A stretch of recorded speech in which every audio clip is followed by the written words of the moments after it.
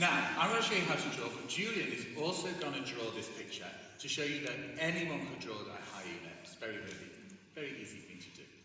So, I started with the hyena's ears, and I'm going to draw in two fairy ear shapes at the top of my page. I've got this nice brush pen, creates nice brush strokes, and then I'm going to shade in the centre of each of the hyena's ears. Here we go. Lovely. Right. Now, the next thing I noticed when I looked at that picture of a hyena was that it's got sort of tufty hairstyle. A little bit like, I thought it looked like the top of an onion. So, I gave it this tufty hairstyle, and then the next thing, I noticed the nose, and I thought the nose looked a little bit like a dog's nose, and it looked like it was sort of shiny, so I've left a little bit of white space there. I'm going to shade this in quickly. Right, so there we've got the ears, the hair, and how are you getting that? Oh, almost finished.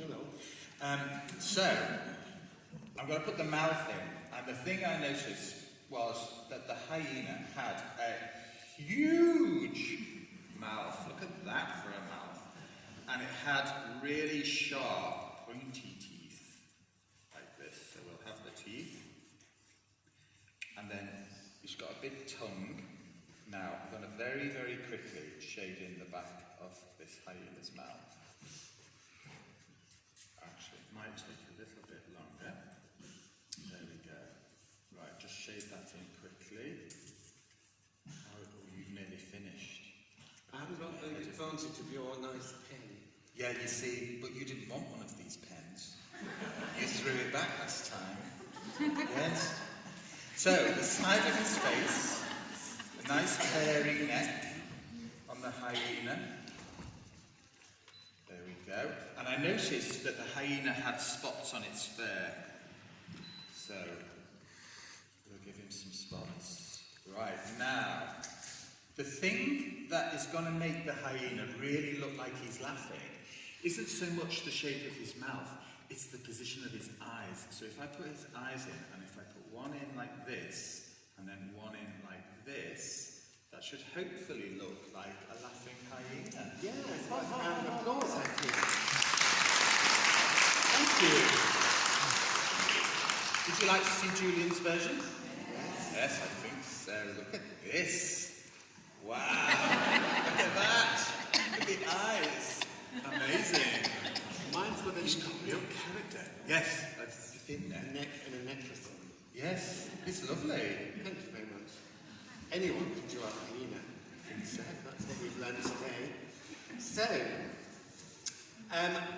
we'll talk now about the Bulbs Go Green. So, they're all different adventures the Bulbs have. There's the Bulbs in trouble, the Bulbs on holiday, the Bulbs to the rescue, the Bulbs Go Wild. Yes.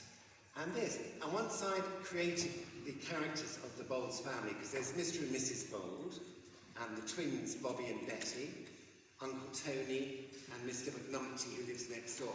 Once I'd created these characters, they're all kind of alive in my head, and they would talk to me and tell me more or less what to write. So there are all these different stories running around in my head, but when I got to the end of this story, it finished. I won't give the plot away, but it finishes with a big party that takes place in Bushy Park, and all of the characters from all of the other books appear at this party. And I thought, well, that sounds like a finale. That sounds like the end of the series. So that's why I decided that they had told me this is the final book. As you know, the Bulbs live in disguise as hyenas, but they like to help other animals who want to cross over, as it were, transition and live as human beings. So if you are a wild animal and you think, well, I fancy living in a nice house like a human being, there are a lot of things you've got to learn, like how to wear clothes, how to walk on your hind legs, how to speak, how to use the toilets, a very important one. So the Bulbs take them in, and they're known far and wide in the animal kingdom for helping other animals. So, in this book, the Bolds have their go at being green to help the planet. And I'm going to read you a bit now. This is where Bobby and Betty come back from school and they've been made green monitors. And they explain how they're going to help everyone be a bit more green, and you're going to draw some. I'm going to draw a picture, yes. We must never drop litter and always clear up our streets, said Bobby. In fact, we did some of that on our way home from school, didn't we, Betty? There was something in the tone of Bobby's voice that worried Mrs. Bold. And what did you do exactly, Bobby? She asked with a growing sense of foreboding. The twins looked at each other and giggled. Minnie nudged them. I told you not to.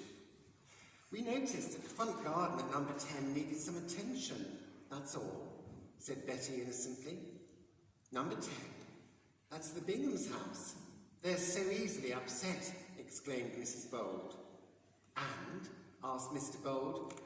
And so we gave it some attention, said Bobby. That's all.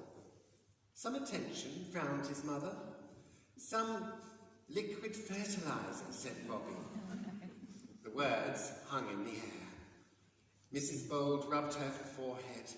Oh no, you better give me some more details, please.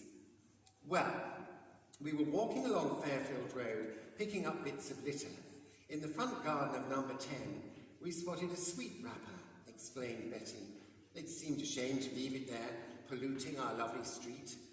Quite right, said Mr. Bold. So, we jumped over the wall to get it, continued Bobby. I didn't. I knew it would lead to trouble, said Minnie.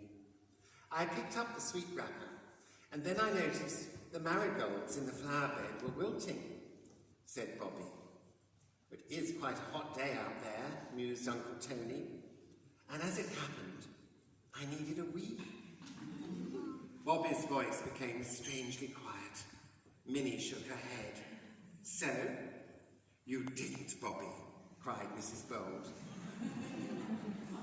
Yes, I did. Good for the marigolds and good for the planet, said Betty helpfully.